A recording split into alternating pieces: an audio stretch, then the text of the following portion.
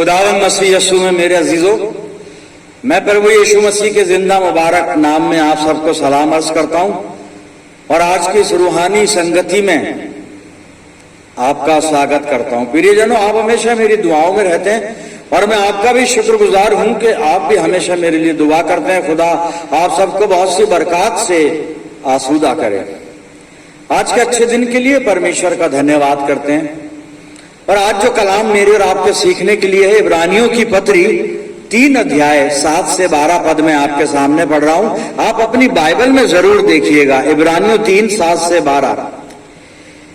बस जिस तरह के रूहुल कुद्स फरमाता है, अगर आज तुम उसकी आवाज सुनो तो अपने दिलों को सख्त ना करो, जिस तरह गुस्सा दिलाने के वक्त आजमाइश के दिन जंगल में किया था, जहां तुम्हारे बाप दादा ने मुझे जांचा और आजमाया और 40 बरस तक मेरे काम देखे।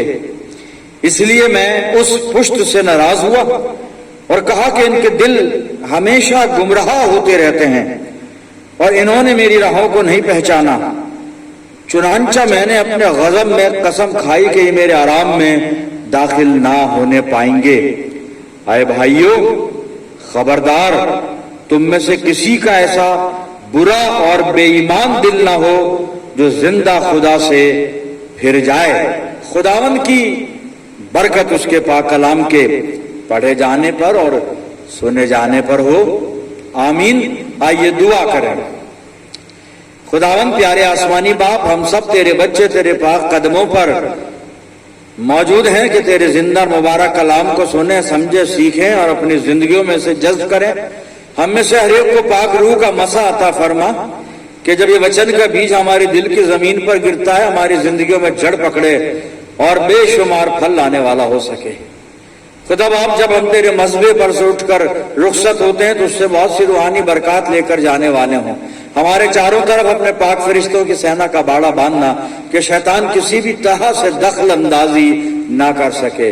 हर तरह से अपने आप को हम तेरे कदमों पे रखते हैं और ये दुआ तेरे प्यारे और इकलौते बेटे अपने नजात दहिंदा खुदावंद यीशु मसीह के जिंदा और मुबारक नाम के वसीले से मांगते हैं। सुन और कबूल कर ले, आमीन। अजीजों, एक बार फिर परमेश्वर का धन्यवाद करते हैं। और मैंने आपके सामने इब्रानियों 3 7 से 12 पढ़ा था। इसकी 11वीं आयत को देखिएगा। 11वीं आयत में क्या लिखा है और उसी पर थोड़ी देर बातचीत करेंगे। देखिए, इब्रानियों 3 और 11 आयत में लिखा है, चुनांचा अतः या इसलिए चुनांचा मैंने अपने गजब में कसम खाई। खुदा कह रहा है, मैंने अपने क्रोध में आकर ये शपथ खाई, अपने गजब में ये कसम खाई कि ये मेरे आराम में दाखिल ना होने पाएंगे। ये खुदा कह रहा है मेरे अजीजों अपने लोगों के लिए। और ये जो अपने लोग हैं, ये कौन है? इसराइलियों का जिक्र कर रहा है यहाँ पे लिखने वाला। जो इब्रानियों के खत का लेखक है, वो इसराइलियों के इतिहास को मौजूदा कलीसिया के सामने रखकर उन्हें तरबियत दिलाना चाहता है। तरबियत का मतलब है कि हम किसी के हालात और किसी की दशा देखकर सबक लें और हम उन गलतियों से जो उन्होंने किए, जिससे हम तरबियत ले रहे हैं ना, या वो गुनाह जो उन्होंने किए, हम उनसे बाज रहे हैं, उनसे बच के रहें। तो इसराइलियों ने कुछ खताएं की थी, कुछ गुनाह किए थे और उनका हवाला देते हुए इब्रानियों के खत का लेखक मौजूदा कलीसिया, यानी जिसको लिखा जा रहा है ना खत, विश्वासी लोग हैं, ये खुदावंद मसीह यीशु के अनुयायी हैं, इन्हें ये ईमान में स्ट्रांग करना चाहता है। उन लोगों को ये गुनाह से बचाना चाहता है, पाप से सुरक्षित रखना चाहता है और ये चाहता है कि प्रभु यीशु मसीह की पहचान में ईमान के साथ बढ़ते चले जाएं।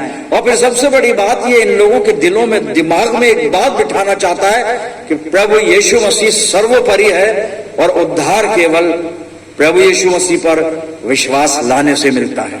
ये इसकी कोशिश है इस खत के द्वारा। लेकिन आज इब्रानियों 3 और 11 हमारे सामने हैं, जहां पे लिखा है, खुदा फरमाता है कि चुनांचा मैंने अपने गजब में, अपने क्रोध में मैंने कसम खाई कि ये मेरे आराम में, ये लोग मेरे आराम में, मेरे विश्राम में दाखिल ना होने पाएंगे। क्या बताना चाह रहा है मेरे अजीजों? क्या लेखक जो है वो इब्रानी लोग जो थे, जो बाद में इसराइली कहलाए, इब्रानी लोगों के बुजुर्गों के गुनाह बताकर और फिर उनकी जो रूहानी कमजोरियां थी उन्हें बताकर इन ईमानदार लोगों को, जो अब ये वर्तमान की जो कलीसिया है जिसको पत्री लिखी जा रही है, और इसीलिए ये हमारे भी सीखने के लिए है आज कि हम समझने का प्रयास करें कि यहां पे क्या बात हो रही है। और उसने जो 7 पद से शुरू किया था कि मैं उस कौम से बेजार रहा और 40 साल तक उन्होंने मेरे काम देखे, सामर्थ्य के काम देखे, लेकिन उसके बावजूद भी वो गुनाह करते रहे, उसके बावजूद भी मुझसे गुमराह हो गए, मुझसे भटक गए, उन्होंने मेरे साथ वफा नहीं की, वो मेरे विश्वास योग्य बन के नहीं रहे।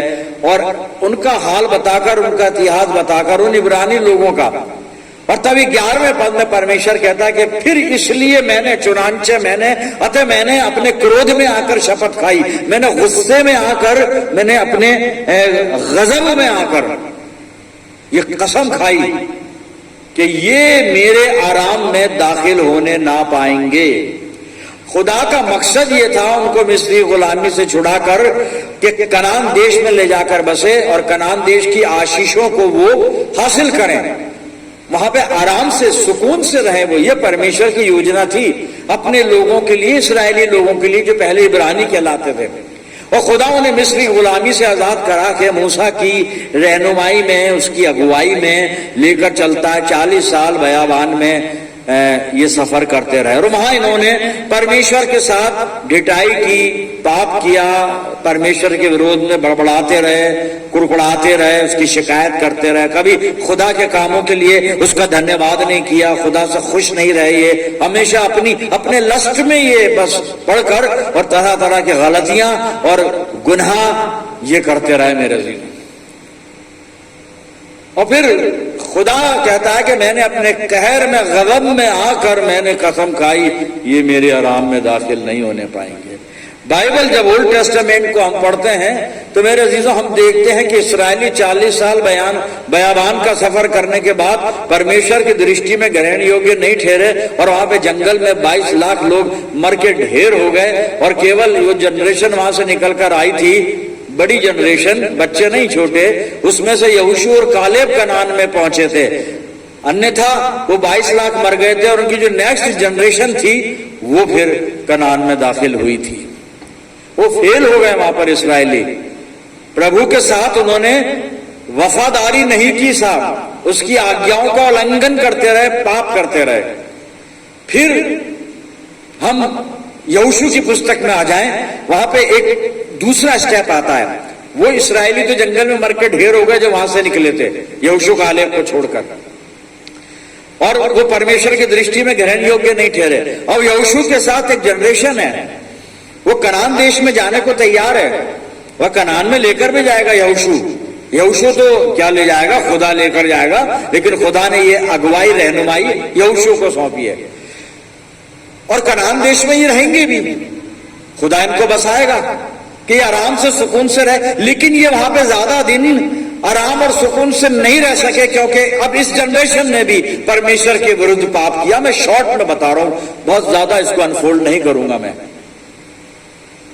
अब इस जनरेशन ने कनान में पहुंचकर वहां भी अन्य जातियों के साथ घुल मिल गए और कंप्रोमाइज कर लिए, गलत में। अब ज्यादा क्या उसका खुलासा करूं मैं, हम सब जानते और समझते भी हैं। और ये फिर उस तरह से जीवित परमेश्वर से फिर गए, उसके साथ विश्वासघात किया। ये दूसरी बार हुआ इतिहास में, इनके इतिहास में, इसराइलियों के इतिहास में, जब इन्होंने परमेश्वर को नाराज किया। फिर उसके बाद हम आगे चलकर बाइबल का इतिहास जब पढ़ते हैं, पहला राजा, दूसरा राजा, पहला दूसरा सैमुएल और अन्य पुस्तकें, और दाऊद के समय तक जब हम पहुंचते हैं, और दाऊद के समय में भी ये तीसरी बार ऐसा बाइबल बता रही है, बाइबल का इतिहास बता रहा है, यशायाह की पुस्तक और हिजकियेल नबी की पुस्तक, कि ये जो कौम परमेश्वर की इस्राएल कौम है, ये खुदा के वफादार कभी नहीं रहे, गुनाह करते ही रहे, परमेश्वर को नाराज करते ही रहे। और इन सब बातों के बाद, इनकी इस बेवफाई को देखने के बाद, ये इब्रानियों 3 और 11 पद हमारे सामने है। खुदा कहता है, चुनांचा मैंने अपने गजब में कसम खाई कि ये मेरे आराम में दाखिल नहीं होने पाएंगे। मेरे अजीजों, किस आराम की बात कर रहा है इब्रानियों का जो लेखक है? परमेश्वर अपने लोगों को चैन और सुकून देना चाहता है, परमेश्वर अपने लोगों को उद्धार देना चाहता है। अब ये उस आराम को यहां पर मिला रहा है उद्धार से, नजात से। अब 12वां पद सुनिए आप, इब्रानियों 3:12 पद, वहां लिखा है, आए भाइयों, 11वें पद में उसने कह दिया ना कि उन बुजुर्गों के इतिहास को देखो जो परमेश्वर के विरुद्ध चले, उनके लिए खुदा ने कहा कि मैंने अपने क्रोध में शपथ खाई है, मेरे विश्राम में कभी प्रवेश ना करेंगे, कभी प्रवेश करने ना पाएंगे, दाखिल ना होंगे। तो 12वें पद में वो एक अपील कर रहा है, इब्रानियों 3:12 में अपील क्या है, मैं पढ़ रहा हूं, अरे भाइयों खबरदार। अब वो यीशु मसीह की कलीसिया को खबरदार कर रहा है, खबरदार तुम में से किसी का ऐसा बुरा और बेईमान दिल ना हो जो जिंदा खुदा से फिर जाए। उन लोगों का जिंदा खुदा से दिल फिर गया था। अब वो कलीसिया को सावधान कर रहा है कि तुम में से किसी का ऐसा दिल ना हो, ऐसा बुरा और बेईमान दिल ना हो जो जिंदा खुदा से फिर जाए। मेरा अजीजों, आज मेरे दिल का क्या हाल है? मैं जीवित परमेश्वर के प्रति वफादार हूं या नहीं हूं? Am I loyal to my living god? मुझे देखना होगा आपने, क्योंकि अभी उसकी प्रभु यीशु मसीह के लोगों के लिए अभी एक आराम बाकी है, आराम में दाखिल होना है हमें। अभी हमको एक आराम में दाखिल होना है और मैं उसको थोड़ा सा टच करूंगा, पढ़ूंगा तो बाद में। और मैं इब्रानियों 4 और 11 पद सुनिएगा। यहां लिखा है, बस आओ हम उस आराम में दाखिल होने की कोशिश करें, हम उस आराम में दाखिल होने की कोशिश करें। कौन से आराम में? जिस आराम के लिए उन बुजुर्गों से, इब्रानियों से खुदा ने ओल्ड टेस्टामेंट में कसम खाई कि अब ये मेरे आराम में दाखिल नहीं होंगे। ले जाना तो चाहता था खुदा उनको, अपनी बरकतों में सुकून और चैन देना चाहता था, नजात भी देना चाहता था उनको, इटर्नल अनंत जीवन भी देना चाहता था, इतनी बरकतें देना चाहता था, लेकिन वो वफादार नहीं रहे। खुदा ने कसम खा ली कि ये कभी मेरे विश्राम में और आराम में दाखिल, आराम यही तो है। यहाँ सबत का आराम, सबत शब्द जरूर आया है, लेकिन सबत शब्द जो ग्रीक वर्ड है वो उसका मीनिंग ये भी है, स्पिरिचुअल रेस्ट भी है, मतलब वही है अनंत जीवन, अब्दी जिंदगी जिसको हम कहेंगे। उसमें खुदा ले जाना चाहता ना, वो तो डेमो था। ओल्ड टेस्टामेंट में डेमो था कि वो मिस्र से निकलकर कनान में जाके अच्छी तरह आराम से रहे, वो डेमो था। लेकिन परमेश्वर की योजना क्या थी? उद्धार देना अपने लोगों को। मेरे प्रियजनों, मिस्र की आखिरी जो विपत्ति आई थी उसमें इब्रानियों की घरों की चौखटों पर मेमने का, बर्रे का खून लगाया गया था और मौत के फरिश्ते ने उनको छोड़ दिया। ये डेमो था नए नियम का कि परमेश्वर का निष्कलंक मेमना प्रभु यीशु मसीह अपना खून जब हमारे दिलों पे लगा देगा और जब हम उस खून के मूल्य को, उस बलिदान को समझ लेंगे तो मौत का अधिकार हम पर से समाप्त हो जाएगा। मौत का हम पर कोई अधिकार नहीं रहेगा। ये डेमो था, उद्धार, अनंत जीवन। जी, तो अभी सबक जो आराम, जो ये आराम भी वही है कि परमेश्वर हमको अब्दी आराम में लेके जाना चाहता है, इटर्नल लाइफ में लेकर जाना चाहता है, अनंत जीवन में लेकर जाना। ये है आराम की बात। यहाँ पे जो आराम की बात चल रही है वो ये है, उस आराम को लेकर खुदा ने कहा मेरे आराम में दाखिल होने ना पाएंगे। यही आराम है हमेशा की जिंदगी। क्या मैं और आप जा रहे हैं हमेशा की जिंदगी में? क्या हम तैयार है मेरे अजीज? उसके लिए कुछ थोड़ा सा करना पड़ेगा। क्या वो अभी बता देंगे हम? ओल्ड टेस्टामेंट को याद रखें, ये डेमो है, इसको हम बार बार देखेंगे। ओल्ड टेस्टामेंट को वहां सिखाया जा रहा है कि तुम्हें नए नियम में ये करना पड़ेगा जाकर, तब तुम परमेश्वर के अनंत जीवन में, उस इटर्नल रेस्ट में जा सकते हो, वरना नहीं मेरे अजीजों। तो यहां पे मैं 11वीं आयत पढ़ रहा था, बस आओ हम उस आराम में दाखिल होने की कोशिश करें ताकि उनकी तरह नाफरमानी करके, उनकी तरह, वो वही इस्राएलियों के, उनकी तरह नाफरमानी, आज्ञा ना मानना, कोई शख्स गिर ना पड़े, हम में से कोई रह ना जाए। जी, हम बात कर रहे थे आराम की। खुदा चाहता है मुझे और आपको आराम में लेकर जाए। इस आराम को हम कैसे हासिल करें? ये आराम हमें देगा कौन? ये आराम कौन देगा मेरे प्रियजनों हमको?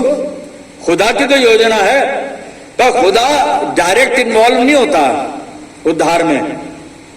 उसने ये काम किसी को दे दिया, और ये किसी को, यही तो हमारा लखते जिगर है, यही तो हमारी जिंदगी है, हमारा खुदावंद मसीह यसू, खुदा का इकलौता बेटा। खुदा का इकलौता बेटा बोलते हैं, बहुत लोग परेशान हो जाते हैं। उनकी सोच वही है, नीचे तक है, ऊपर नहीं जाती है, परेशान हो जाते हैं। जी प्रभु यीशु मसीह, आराम में जाना है हमको, इटर्नल लाइफ में जाना है हमको। कोशिश करें, तैयारी करें, हम में से कोई रह ना जाए। 2-3 काम और बाइबल बताएगी। आराम कौन देगा? आराम मैं पूछ रहा था। खुदा देगा, ठीक है, योजना परमेश्वर की है, लेकिन देने वाला कौन है आराम? एक हवाला मैं पढ़ रहा हूं, वही आयत हमारे संडे स्कूल के बच्चों को सिखाई जाती है, वो बोलते भी हैं, हम सब बोलते हैं, लेकिन सुन ले, आराम की बात चल रही है। आराम देगा कौन? सुन लीजिएगा जी। मैं मत्ती 11:28 पद पढ़ रहा हूं। प्रभु यीशु मसीह का निमंत्रण सुन लीजिए। हे सब परिश्रम करने वालों और बोझ से दबे हुए लोगों, मेरे पास आओ, मैं तुम्हें विश्राम दूंगा, मैं तुम्हें आराम दूंगा। यीशु मसीह बुला रहा है साहब, वो देगा आराम, वो आराम देगा और हम स्वर्गीय कनान में जाएंगे। मिस्र से इस्राएली लोग आजाद हो गए, 40 साल का सफर करके यरदन नदी के किनारे खड़े हुए हैं। यरदन नदी है, इधर इस्राएली खड़े हैं, सामने यरीहो नगर है। यरदन पार करनी है, यरीहो नगर पे हमला करके उसको जीतना है, जीत भी जाएंगे, लेकिन तैयारी। यहोशू उनको कनान में लेके जाना चाहता है, लेकिन एक तैयारी करनी है उनको। मेरा खुदा मुझे और आपको उस स्वर्गीय कनान में, अनंत जीवन में लेकर जाना चाहता है, हमें तैयारी करनी पड़ेगी साहब। पास्टर क्या तैयारी करनी है? दुआ कर रहे हैं, बंदगी कर रहे हैं, इबादतें कर रहे हैं, सेमिनार कर रहे हैं, कॉन्फ्रेंसेस कर रहे हैं, कन्वेंशंस में जा रहे हैं, कन्वेंशंस करवा रहे हैं, अटेंड कर रहे हैं, प्रीचिंग सुन रहे हैं, प्रीच कर भी रहे हैं। अब क्या तैयारी बाकी रह गई? सब कुछ तो कर रहे हैं, चर्च में बड़े से बड़ा दान दे रहे हैं, दहकी दे रहे हैं, अरे भैया सब कुछ कर रहे हो, खुदा जो कह रहा है वो करो, खुदा जो कह रहा है वो करो, ताकि स्वर्गीय कनान में हम जा सकें। जी यहोशू इसराइलियों को कनान में लेकर जाने को तैयार है। यरदन नदी सामने है, कुछ तैयारी करनी है इनको, और वो तैयारी मुझे और आपको भी करनी है। वो तो डेमो चल रहा है ना ओल्ड टेस्टामेंट में, अब हकीकत में हमें जाना स्वर्गीय कनान में, हमेशा की जिंदगी में, अनंत जीवन में, उस स्थान पर जिस स्थान का जिक्र प्रभु यीशु मसीह ने यूहन्ना 14 में किया। मेरे पिता के घर में बहुत से मकान हैं और मैं चाहता हूं जब मैं रहूं वहां तुम भी रहो। ये है हमारा आराम, वहां विश्राम है हमारा साहब, वो है हमारा आराम, वो है हमारा स्वर्गीय कनान। उसकी तैयारी यहोशू ने डेमो किया, डेमो देख लेते हैं क्या है, और जो डेमो है वही हमें करना है। डेमो तो डेमो ही है ना, लेकिन हकीकत के साथ करना है। और कनान में जाने को तैयार है, पर कुछ तैयारी उनको करनी है, अपनी तैयारी। क्या तैयारी? अब यहोशू नबी की पुस्तक को खोल लें और 3 अध्याय सामने है। अच्छा, जब हम आराम की बात कर रहे हैं ना, मैं एक चीज बताना चाहूंगा। ये आराम शुरू कहां से होता है? उत्पत्ति 12 अध्याय में अब्राहम को कॉलिंग हुई है ना, खुदा ने बुलाया है, और तब अब्राहम से खुदा ने कहा मेरे पीछे आ जा, और अब्राहम खुदा के पीछे चल दिया, लूत को साथ लेकर। सब कुछ छोड़ा उसने, अपनी पत्नी सारा को लिया, लूत को भतीजे को लिया, उसका परिवार साथ में था, चल दिया। अब चलते चलते चलते, और खुदा ने बड़े वादे किए कि आशीष दूंगा तुझे, कौमों का पिता बनाऊंगा, कई कुलों का पिता बनाऊंगा, वगैरह वगैरह सारी आशीष है, और तेरे को मैं ऐसे देश में ले जाके बसाऊंगा जहां पे दूध और शहद की नदियां बहती हैं, वगैरह वगैरह, मैंने कनान के बारे में। तो सब अब्राहम चल दिया, और चलता चलता चलता चलता चलता चलता अब्राहम कहां पे पहुंचा है? मैं उत्पत्ति 12 अध्याय मैंने खोल लिया है, और मैं 5वें पद से पढ़ रहा हूं, आप सुनिएगा। इस प्रकार अब्राहम अपनी पत्नी सारे, अपने भतीजे लूत को, और जो धन उन्होंने इकट्ठा किया था, जो प्राणी उन्होंने हारान में प्राप्त किए थे, सबको लेकर कनान देश में जाने को निकल चला। बरसों लगेंगे, अभी नहीं, 2-4 दिन में नहीं पहुंच जाएगा कनान। वो निकल चला और वो कनान देश में आ गए, पर अभी रहेंगे नहीं, आप बसेंगे नहीं, अभी नहीं मिल रहा है कनान। डेमो चल रहा है, तो दिखाया जा रहा है, अभी देखने गए कि ये है वो देख ले, लेकिन तैयारी तुझे कई साल करनी पड़ेगी अब्राहम, और अब्राहम तू नहीं जाएगा, तेरे वंशज जाएंगे, पर तैयारी अभी से, तैयारी आज ही कर लें हम। स्वर्गीय कनान में जाने की बाद में मौका नहीं मिलेगा कि बुढ़ापे में कर लेंगे और मरते वक्त कर लेंगे, और आखिरी सांस जब अटकेगी तो पाकशा मुंह में डलवा लेंगे, उद्धार मिल जाएगा। नॉट एट ऑल सर, ऐसा कुछ नहीं होने वाला है, कुछ नहीं होने वाला है। कनान देश में आ गया, सुनिएगा, और उस देश के बीच से जाते हुए अब्राहम शकेम में, जहां मोरे का बांज वृक्ष से पहुंचा, और उस समय उस देश में कनानी लोग रहते थे। 7वां पद सुनिएगा, तब यहोवा ने अब्राहम को दर्शन देकर कहा, ये देश में तेरे वंश को दूंगा। दे नहीं रहा है अभी, ये देश में तेरे वंश को दूंगा। आराम का देश, डेमो ही चल रहा था ना जी। अब मैं यहोशू 3 मैंने निकाला था पढ़ने के लिए, और हम स्वर्गीय कनान में जाने के लिए अपने आप को तैयार करें। वही आराम है साहब, खुदा हमें वहां ले जाना चाहता है। सुनिएगा, अब ये यरदन नदी के किनारे खड़े हैं, सामने कनान है, बीच में नदी है, वो पार करनी है। सुनिएगा, 3 अध्याय है। अब बता दिया यहोशू ने कैसे जाना है, याजक आगे चलेंगे, वाचा का संदूक उठा के चलेंगे, वगैरह वगैरह, और इस तरह से। और तुम थोड़ा सा फासला रखना, वाचा के संदूक और अपने आप के अपने बीच में तुम फासला, उसके पीछे चलना, लेकिन फासला करना, और फासला इतना रखना कि कम से कम 2000 हाथ का अंतर है। और लिखा कि संदूक के निकट न जाना। ये 3-4 पद को आप बाद में पढ़िएगा, ठीक है। अब मैं 4था पद पढ़ रहा हूं, परंतु उसके तुम्हारे बीच में 2000 हाथ के लगभग अंतर रहे, तुम संदूक के निकट न जाना, उसके पीछे चलना, पास न जाना, ताकि तुम देख सको कि किस मार्ग से तुमको चलना है, क्योंकि अब तक तुम इस मार्ग पर होकर नहीं चले। 5वें पद में तैयारी देखिए, फिर यहोशू ने प्रजा के लोगों से कहा, तुम अपने आप को पवित्र करो। यह है तैयारी स्वर्गीय कनान में जाने की, अपने आप को पवित्र करो। पानी से नहाकर, साबुन से नहाकर नहीं, सेंट लगाकर नहीं, नए और उज्जवल कपड़े पहनकर नहीं, वस्त्र पहनकर नहीं, अपने आप को सराबा, अंदर बाहर दोनों तरह से अपने आप को पवित्र करो। हमें पवित्र बनाना पड़ेगा अपने आप को, अपने आप को। सैंक्टिफाई योरसेल्फ, सैंक्टिफाई, अपने आप को पवित्र करो। क्या हम अपने आप को पाकीज़गी में रखे हुए हैं? हम पवित्र कर रहे हैं क्या मेरे अजीजों अपने आप को? तब हम उस आराम में जाएंगे अगर अपने आप को पवित्र कर लें। और एक काम आखिर में बताऊंगा, और मैं कुछ पढ़ने जा रहा हूं। इब्रानियों की पत्री मैंने खोली है, और 4 अध्याय, पहला पद। अब उस आराम में दाखिल होने के लिए पहली चीज अपने आप को पवित्र कर लें। 2-3 काम और करने हैं, वो भी मैं पढ़ देता हूं जी। इब्रानियों 4 पहला पद सुनिएगा। इसलिए सुनिए, इसलिए जबकि उसके विश्राम में प्रवेश करने की प्रतिज्ञा अब तक है, प्रतिज्ञा है, हम विश्राम में होंगे ना, स्वर्गीय कनान में, वही विश्राम है हमारा, अनंत जीवन, इटर्नल लाइफ, ये है आराम। तो प्रतिज्ञा अभी तक है। खुदा कह रहा है मैं तैयार हूं, तुम तैयार हो जाओ, मैं तुम्हें अब्दी आराम में लेके चलूंगा, इटर्नल पीस में, इटर्नल लाइफ में लेके चलूंगा, पर तुम्हें तैयारी पे। यहोशू ने लोगों से कहा अपने आप को पवित्र करो। आज खुदा कहता है हम अपने आप को पवित्र करें मेरे अजीजों। एक काम और बता रहा है इब्रानियों का लेखक, इसलिए जबकि उसके विश्राम में प्रवेश करने की प्रतिज्ञा अब तक है, तो हमें डरना चाहिए, इससे खुदा बाप से डरना चाहिए। ऐसा ना हो कि तुम में से कोई जन उससे वंचित रह जाए।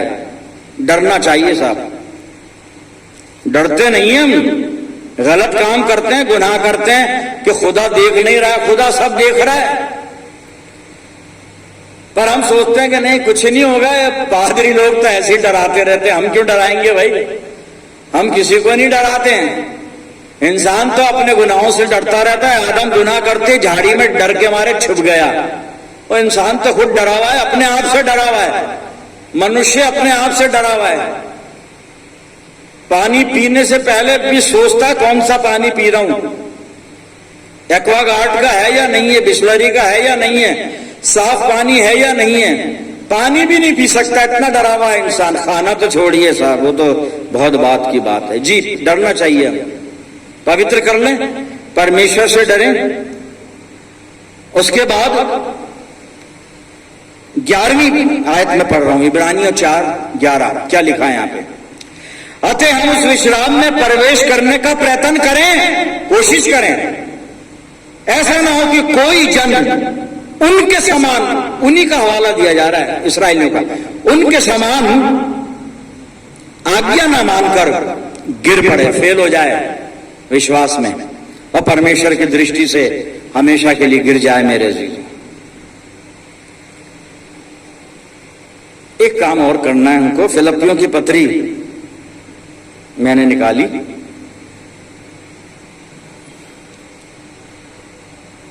फिलिपियों, और इसका 2 अध्याय 12 पद, सुनिएगा क्या लिखे।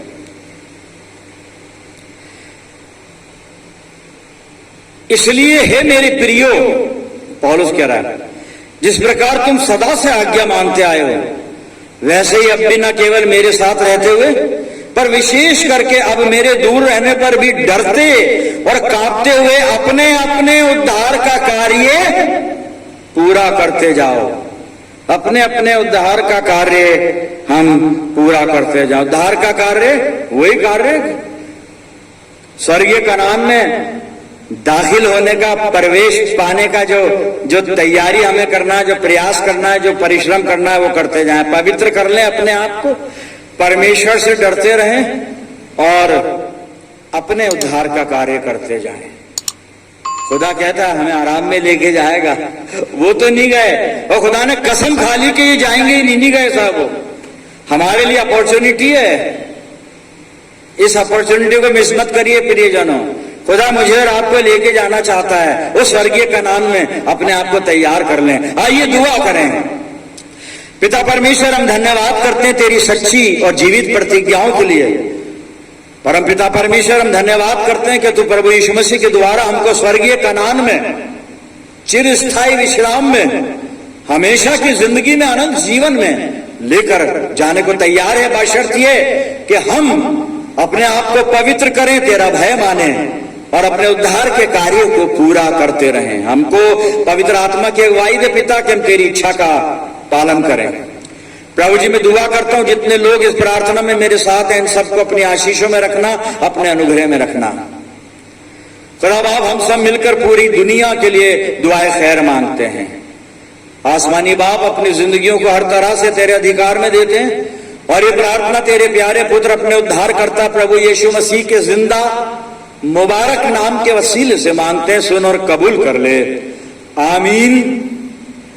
अब हमारे प्रभु यीशु मसीह का अनुग्रह, पिता परमेश्वर का प्रेम, पवित्र आत्मा की सहभागिता हम सब के साथ, समस्त विश्वासियों के साथ, हमारी सब कलीसियाओं के साथ अब से लेकर हमेशा तक होती रहे, आमीन।